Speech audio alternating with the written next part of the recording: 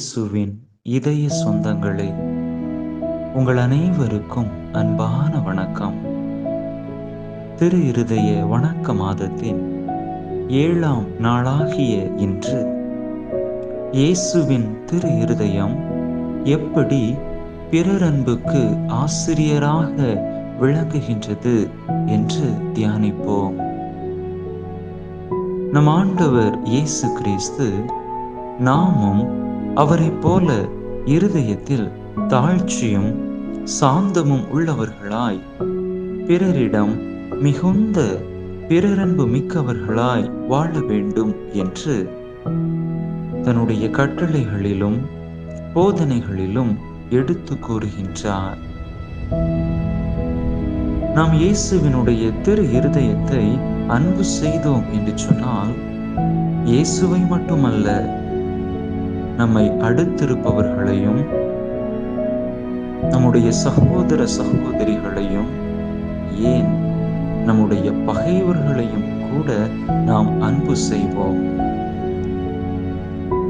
நாம் இயேசுவின் அன்புக்காக எல்லா மனிதர்களையும் மரியாதையோடும் அன்போடும் நடத்துவோம். பிறருடைய மனதை புண்படுத்தி அவர்களுடைய பெயரை களங்கப்படுத்தும் எந்தவித செயலிலும் நாம் ஈடுபடாமல் இருப்போம். இயேசுவினுடைய திரு இருதயத்தை உண்மையாக வழிபடுபவர்கள் பிறரிடத்தில் உள்ள குறைகளை பார்க்காது, அவர்களிடத்தில் உள்ள புண்ணியங்களையும் நல்ல செயல்களையும் தான் அதிகமாக கவனிப்பார்கள். சில நேரங்களில் பிறரிடத்திலே ஏதாவது குறைகள் தென்பட்டாலும் கூட அதனை பெரிதுபடுத்தாமல் அவர்களிடத்தில் உள்ள நன்மையை மட்டுமே குறித்து வெளியிலே பேசுவார்கள்.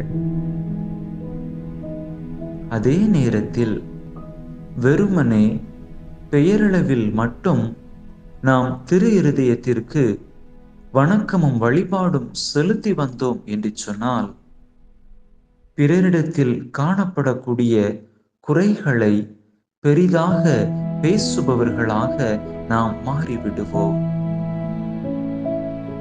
எப்படி இயேசுவினுடைய திரு இருதயம் பிறர் அன்புக்கு எடுத்துக்காட்டாக விளங்கியதோ, அதே போல அந்த திரு இருதயத்தை வணங்கி வழிபடக்கூடிய நாமும் பிறர் அன்புக்கு எடுத்துக்காட்டாக இருக்க முயற்சி செய்வோம்.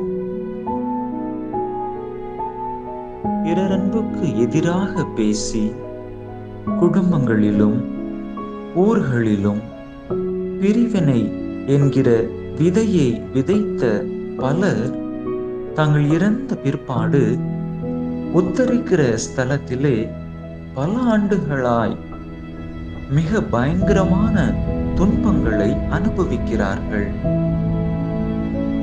இத்தகைய ஆன்மாக்கள் அந்த பயங்கரமான சிறைச்சாலையை விட்டு வெளியே வந்து மற்றவர்களுக்கு தங்களை காண்பித்து தங்களுக்காக அவர்கள் வேண்டிக் கொள்ளும்படி கெஞ்சி மன்றாட இறைவன் சில நேரங்களில் அவர்களுக்கு அனுமதி வழங்குவதுண்டு. அப்படித்தான் ஒரு நாள் புனித மார்கரேட் மரியம்மாவுக்கு ஒரு ஆன்மா தன்னை காண்பித்து, சகோதரியே, நான் பொறுக்க இயலாத வேதனைப்படுகிறேன். பிறர் அன்புக்கு எதிராய் நான் சொன்ன குற்றச்சாட்டும் துர்குணமும் நிறைந்த வார்த்தைகளுக்கும் தண்டனையாக என் நாவானது நெருப்பால் எரிக்கப்படுகிறது.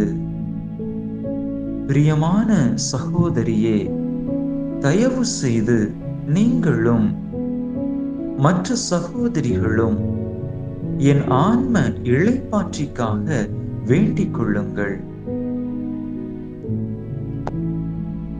நீங்கள் சொல்லுகிற வார்த்தைகளை மற்ற சகோதரிகள் நம்பும்படியாக இதோ ஓர் அடையாளம் காட்டுகிறேன் என்று சொல்லி அந்த அறை கதவின் மேல் தன் கைகளை வைத்ததும் 5 விரலும் கதவில் பதிந்து நெருப்பு பற்றி எரிந்து அப்படியே கருத்து போய் அந்த அறை முழுவதுமாக பொறுக்க முடியாத துர்நாற்றம் வீசியது.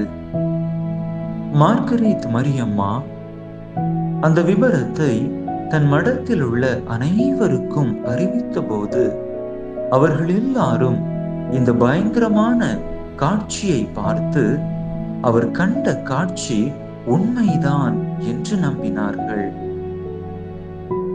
அன்பார்ந்த சகோதர சகோதரிகளே, உத்தரிக்கிற ஸ்தலத்திலே இப்படிப்பட்ட அகோரமான தண்டனை உண்டு என்று அறிந்திருக்கிற நாம் பிறரன்புக்கு எதிரான வார்த்தைகளையும் செயல்களையும் நம்மை விட்டு விலக்குவதோடு மட்டுமல்லாமல் இயேசுவினுடைய திரு இருதயத்தில் விளங்கும் பிறரன்பு மாதிரிகையை உறுதியாக பின்பற்றி நடக்க முயற்சி செய்வோமாக.